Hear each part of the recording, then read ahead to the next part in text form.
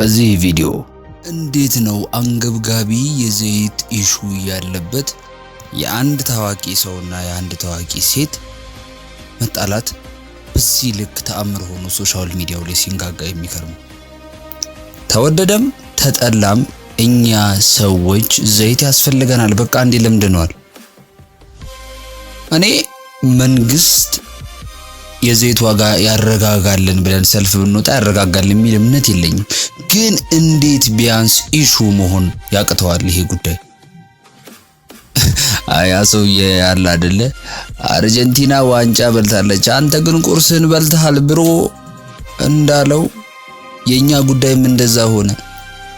የዘይት 2000 ምናምን ብር መግባት ሶሻል ሚዲያው ላይ ኢሹ ሳይሆን ሌሎች ጉዳዮች ኢሹ ሆኖ ሲናፈሱ ሰማን። ይሄ በጣም አሳዛኝ ነው። ሰላም ጤና ይስጥልኝ ወደ ዩቲዩብ ቤተሰቦች እንደምን ሰነበታችሁልኝ? እኔ በጣም ደህና ነኝ እግዚአብሔር ይመስገን። በርግጥ ደህና ነኝ ልበላመል ግን ደህና አይደለሁ።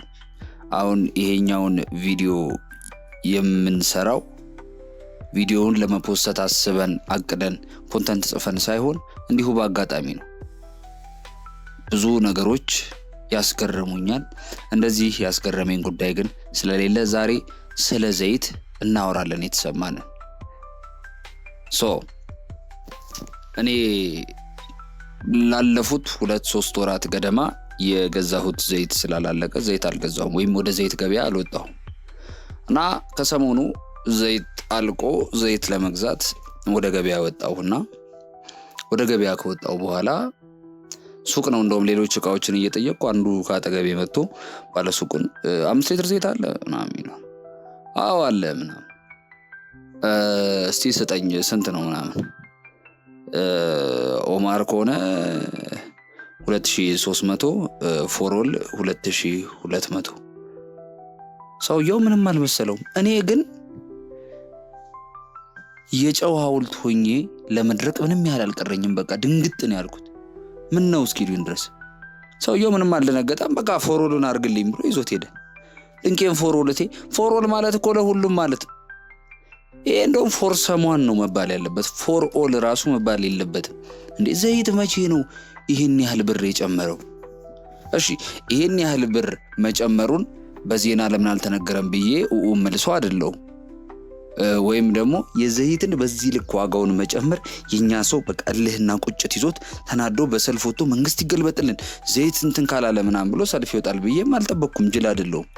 ወይም የሀገር ውስጥ ምርቶች ለምንድነው ዘይቶቹ በቀጥታ ለሀገር ውስጥ ገበያ የማይውሉትና እኛ ጋር የማይደርሱት ብሎ አመጽ ያስነሳልን ብዬ አልጠበቅኩም። ወይ ደግሞ በብስጭት ቀጥታ መርካቶ ገብቶ እነዚህን ትላልቅ የዘይት ነጋዴዎችን አንገታቸውን ብሎ ዘይቱን አውጥቶ ለህዝብ ይበትነዋል ብዬም አልጠበቅኩም። ምን ይጅል አይደለም። ግን ቢያንስ እንዴት ነው ሶሻል ሚዲያ ላይ የዘይት በዚህ ልክ ዋጋ መጨመር ኢሹ መሆን ያልቻለው? እንዴት ነው? በጣም የገረመኝና የደነቀኝ ነገር እሱ ነው። ውድ ተመልካቾቼ ይሄንን ለማውራት ነው አሁን ይሄንን ቪዲዮ እምፖስተው እንጂ ሌላ ምንም የተለየ ነገር የለውም። ግን ከዚህ በላይ አንገብጋቢ ኢሹ አለብን ብዬ ደግሞ አላስብም። ጉዳዩ እኮ ቅድም መግቢያ ላይ እንደጠቀስኩት ሆነ። ያ ሰውዬ አርጀንቲና ለዋንጫ በልታለች፣ አንተ ግን ቁርስን በልተሃል ብሮ ያለው ልክ ሊሆን ነው መሰለኝ። ከሰሞኑ ሶሻል ሚዲያው ላይ ኢሹ ሆኖ የሚንቀሳቀሰው ነገር ሁላችሁም እየተመለከታችሁት ነው ብዬ አስባለሁ። የሁለት ታዋቂ ቲክቶከሮች መጣላት በጣም ተጋኖ በፌስቡኩ፣ በቲክቶኩ፣ በዩቲዩቡ ጭምር ሁላችሁም እያደመጣችሁት ነው። እኛ ሽንኩርት የምናቁላላበት ዘይት ግን 2300 ብር 2200 ብር ሲባል አንድም ሰው ስለ ዘይት አጋኖ ሲያወራ ስለ ዘይት ኮንተንት ሲሰራ አልተመለከትኩም። የሶሻል ሚዲያ እኮ መኖር አንደኛ ጥቅሙ እንደ ማህበር ወይም እንደ ማህበራዊ ህይወት ችግሮቻችንን አውጥተን ልንወያይበት ነው። እንደ ማህበረሰብ በዚህ ሰዓት ከዘይት 2300 ብር መግባት በላይ ሌላ ችግር አለ? የሆኑ ሰዎች መጣላት፣ የሆኑ ኢንፍሉዌንሰሮች አንድ ሁለት መባባል ለኛ ከዘይት ዋጋ መናር በላይ አስፈላጊ ነው? ምን ትላላችሁ?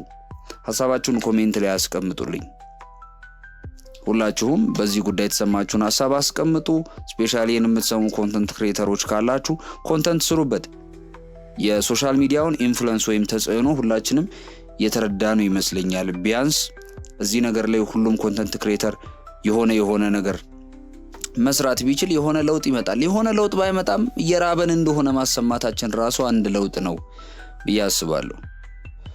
ውድ ተመልካቾቼ ዛሬ በዚህ ቪዲዮ የመጣሁት ድንገት ስሜታዊ ሆኜ ነው። ታቅዶበት ተጽፎ የተሰራ ኮንተንት አይደለም። ከተመቻችሁ ላይክ አድርጉት። ለሚጠቅማቸው ጓደኞቻችሁ ካሉ ሐሳቡን ሼር አድርጉበት። ስለ ዘይት ሐሳብ ምን ይሰማችኋል? ኮሜንት ላይ አስቀምጡልኝ። ዛሬ እጅግ በጣም ጥንቅቅ ብሎ የተዘጋጀ ስለ ቫላንታይን ዴይ የሚያነሳ ቆንጆ ኮንተንት ወደ በኋላ ላይ ቪዲዮ ፖስት የሚደረግ ወይም የሚለቀቅ ይሆናል። እሱ ፖስት ላይ በደንብ መዝናናት የፍቅር ህይወታችሁን ማስታወስ ትችላላችሁ። እጅግ ቆንጆ ታሪክ ነው። ይሄኛው ግን በአጋጣሚ የተሰራ ነው። ሐሳባችሁን ኮሜንት ላይ አስቀምጡልኝ። ሰላም።